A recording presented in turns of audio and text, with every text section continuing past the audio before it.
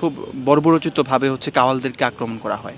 গত সরকার কী পরিমাণ স্বৈরাচারী ছিল এবং প্রত্যেকটা জায়গায়, সে পলিটিক্যাল জায়গায় বলেন, কালচারাল জায়গায় বলেন, ইন্টেলেকচুয়াল জায়গায়, সব জায়গায় একটা একপেশে ব্যবস্থা দাঁড় করে রেখেছিল। প্রত্যেকটা ইনস্টিটিউশনকে সরকার ধ্বংস করছে। দর্শক, স্বাগত জানাচ্ছি বাণিজ্য প্রতিদিনের বিশেষ সাক্ষাৎকারে। এই মুহূর্তে আমার সাথে যাকে দেখতে পাচ্ছেন, তিনি এই মুহূর্তে তুমুল জনপ্রিয় ব্যান্ড কাসিদার ফাউন্ডার।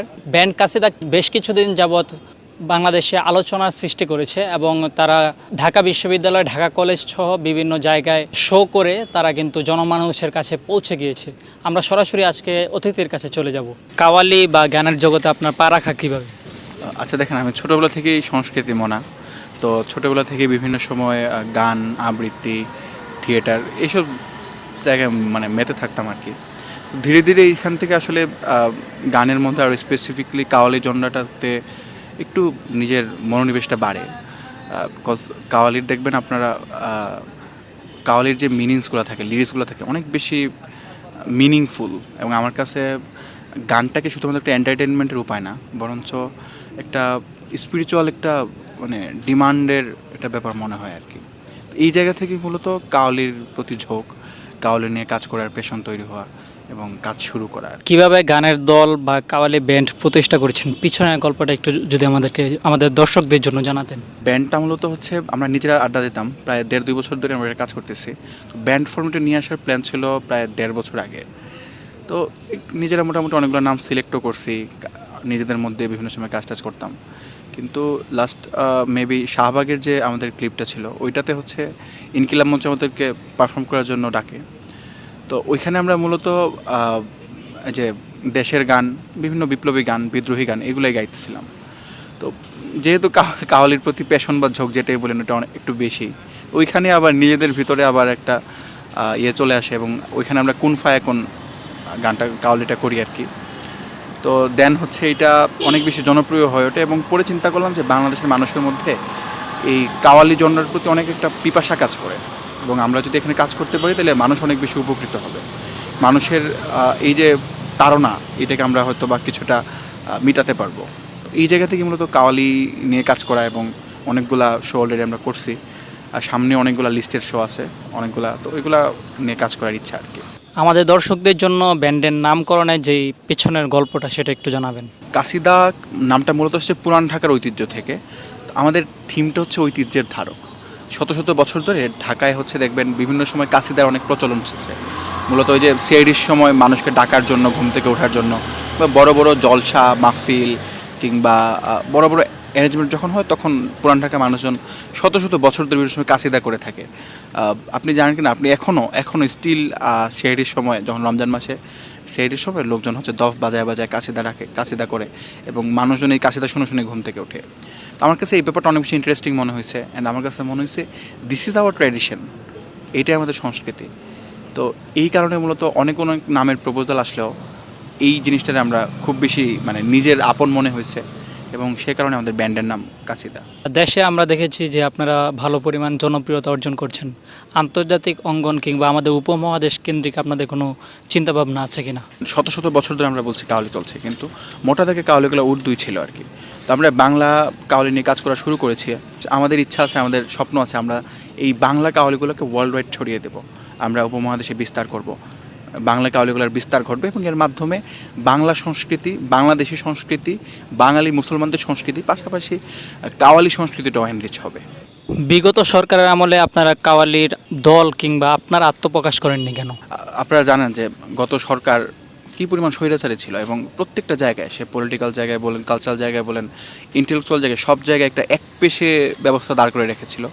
এবং আপনি দেখবেন যে রাজনীতি বলেন, সংস্কৃতি বলেন, বুদ্ধিবৃত্তি বলেন, সব জায়গায় এত বেশি ম্যানিপুলেট করছিল, এবং প্রত্যেকটা ইনস্টিটিউশনকে সরকার ধ্বংস করছে।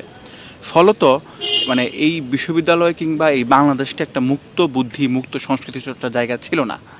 ফলে যখন কাওয়ালিটা 2022 সালে সিলসিলা ব্যান্ডের কাওয়ালিটা যখন আয়োজন করা হয় টিএসসিতে, তারা এখানে হামলা করে, এবং খুব বর্বরচিতভাবে কাওয়ালদেরকে আক্রমণ করা হয়, যেটা একটা ঘৃণ্য কাজ ছিল। সব মিলায় আবার এখানে গভর্নমেন্ট খুব দারুণভাবে টেগিংয়ের রাজনীতি করতো, যে কেউ কিছু করে কেউ কাওয়ালি করতেছে, কেউ গজল করতেছে, কেউ হামনাত করতেছে, সব জায়গায় টেগিং চালাতো আর কি।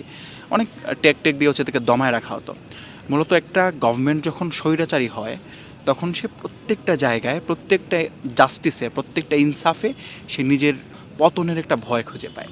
সেই কারণে সে কী করে, সে সব কিছু তার মতের বিরুদ্ধে যাই যাবে, তার তার ধারণার বিরুদ্ধে, তার অভিমতের বিরুদ্ধে যা যাবে সব কিছুকে সে চাপায় রাখতে চায়, দমায় রাখতে চায়, ধ্বংস করতে চায়। তো সব মিলায় হচ্ছে এইসব কারণে আমরা নিজেরা আত্মপ্রকাশ করে নিয়ে সামনে আসি নাই। তো অভ্যুত্থান পরবর্তী সময়ে যখন একটা মোটামুটি একটা লেভেল প্লেইং ফিল্ড তৈরি হয়েছে, সেই জায়গায় আমরা চিন্তা করছি না, আমাদের কারণে নিয়ে কাজ করা দরকার, এভাবেই সামনে আসা। আপনারা কি দর্শক তৈরি করেছেন নাকি দর্শক আগে থেকে তৈরি ছিল? দেখেন, কাউলি একটা পিওর ক্লাসিক্যাল একটা জনরা মিউজিকের। তো উপমহাদেশে শত শত বছর ধরে কাউলি হচ্ছে, এবং আপনি জানবেন যে কাউলি শত শত বছর ধরে হচ্ছে, এবং শত শত বছর ধরে জেনারেশন বাই জেনারেশন একটা অডিয়েন্স ক্লাস অলরেডি কাউলির আছে।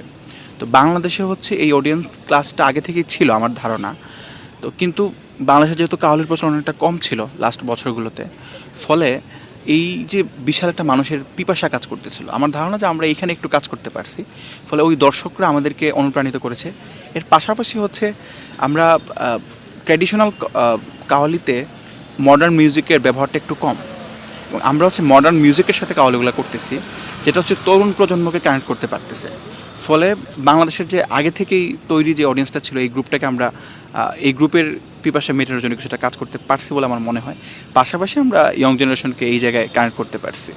এক পাশে আলোচনা প্রশংসা হচ্ছে, অন্য পাশে সমালোচনা হচ্ছে, বিষয়টা আপনারা কিভাবে দেখছেন? আমি খুব পজিটিভলি নিচ্ছি ব্যাপারটা, কারণ যখন কেউ একটা কাজ করবে, কেউ একটা সংস্কৃতিকে দাঁড় করানোর চেষ্টা করবে, কিংবা কেউ কোনো ব্যাপার নিয়ে কাজ করবে, এটা নিয়ে আলোচনা হবে, সমালোচনা হবে, এই জিনিসটাই মূলত ইনক্লুসিভ বাংলাদেশ।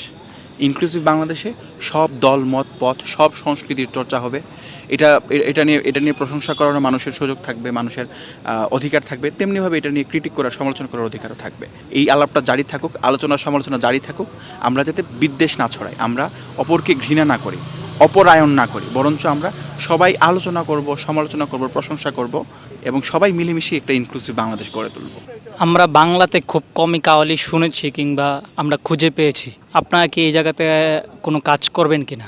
আপনি দেখেছেন হয়তো আমাদের অলরেডি বিভিন্ন স্টেজ শোতে আমরা আমাদের নিজেদের করা একটি বাংলা কাওয়ালি, যার প্রেমে আমি পাগলপাড়া, ওইটা আমরা বিভিন্ন জায়গায় পারফর্ম করছি, এবং দর্শকদের কাছে অনেক জনপ্রিয় হয়েছে ব্যাপারটা। আমার কাছে মনে হয় যে দর্শকরা চাচ্ছিলেন যে বাংলায় কাওয়ালি আসুক, এটা আমরা আমাদের সংস্কৃতির রূপে ধারণ করি, এবং আমাদের অলরেডি কয়েকটা কাওয়ালি হচ্ছে স্ক্রিপ্টেড আছে, এগুলো নিয়ে একটা অলরেডি রেকর্ড হয়েছে।